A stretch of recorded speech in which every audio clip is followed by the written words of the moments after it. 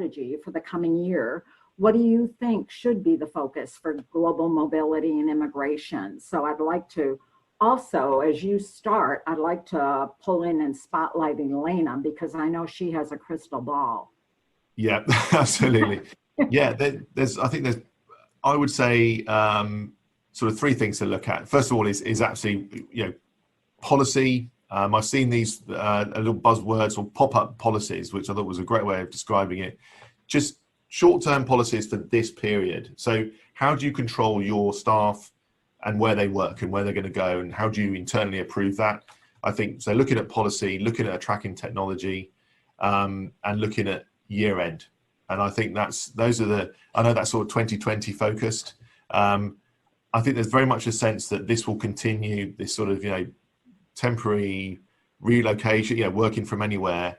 But I think a lot of the surveys and clients I've been dealing with, there is a sense that 2021, Q1, Q2, more likely, returning to some semblance of normality. But let's face it, even though we've been, as a profession, and it's shown what a great mobility professionals we all are, we problem solve, we deal with the issues, we get everything hurled at us, and we're sitting there going, how are we going to do this? And we all work together, and we've made it work. And I think a lot of this will continue in this sort of, there'll be work from anywhere, more remote working, but I think it will be some return probably towards Q2 next year as it was. Great. Well, David, as much as we love listening to your New Jersey accent, we are going to move into Elena on a couple of immigration updates. So Elena, much has impacted the immigration process this year, much more than in many previous recent years of history. Normal complexities result from current political regimes, but now we're complicated by COVID, and let's not forget it's fiscal year end coming up, and we've got that national election coming up as well. So what kind of guidance and what's the latest as you look into that crystal ball that you and I have talked about?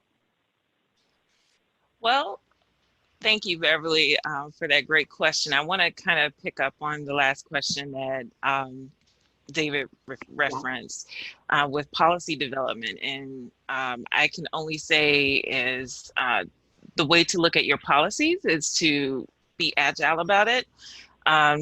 Long gone are the policies that are super rigid, that are set up to be if this, then that. There needs to be a little bit of flexibility and an assumption that the location may vary depending on how employers set up their global mobility policies. With that, just know that in the future, the obligation for compliance will not change. And employers now have to be a little bit smarter with coordinating with one another across departments and tracking things that are due and things that need to be recorded and reported, especially with the immigration process. Okay. How, as we look at the balance of this year, what do you foresee anything happening, for instance, fiscal year beginning? What's going to happen on October 2nd? Do you know if there are going to be other changes to the rules and regulations or requirements for immigration procedures, the process itself? Can you foresee? Absolutely. I actually have a visual. I don't know if I can screen share at the moment. We could try. Oh, I think we're working. Yes, I see it. I hope everybody can. Yeah. To answer your question, yes. Next Friday is a critical date for those who sponsor employment cases for their employees. There's going to be new filing fees effective by USCIS. On an aggregate, they're going to increase by 20%. However, it's not a big jump this time. But I would like to point out that several forms are changing. For instance, the Cornerstone form, the I-129, which is the form to request work visas, L visas, a myriad of things. Actually, it could be up to 20 different statuses requested by this one form. It's now going to get separated out so that if you're requesting an H-1B, it'll be the H form, or it'll be the form that I-129L or O, specifically to the status you're requesting, with a separate fee. So there's no longer one fee, one form, but many forms for many purposes with varying fees.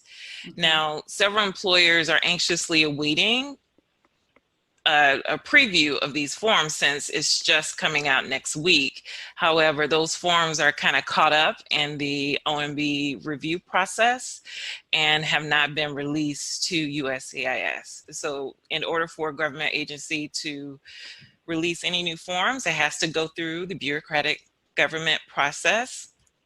And it's in the time of COVID and when everyone is working from home, I'm sure that is part of the backlog in getting these new forms distributed. So maybe it'll come out on midnight, October 2nd, maybe not, but understand that it will be effective. Okay. In 30 seconds, can you talk about life after November 3rd as we're getting close on time, and we'll circle back on this if there is more. Absolutely. Okay. We do have a few predictions. My prediction is that we'll continue to have backlogs, which make it very difficult to process your cases or have a predictable timeline with when your cases are ready. They're, with COVID having spikes in different places around the world, especially in the US, expect more embassies to have closures. That's going to impact all of your workforce. So your Americans who are working abroad, as well as non-US nationals trying to get into the US. And we will continue to have experiences with appointments being made and canceled at the last minute. So lots of frustration ahead with planning and trying to schedule mobility. So for the employers on this session, just understand that it's going to be really hard predicting a start date or an effective date of an assignment. But as I said earlier, your compliance obligations will continue, and try to be digital and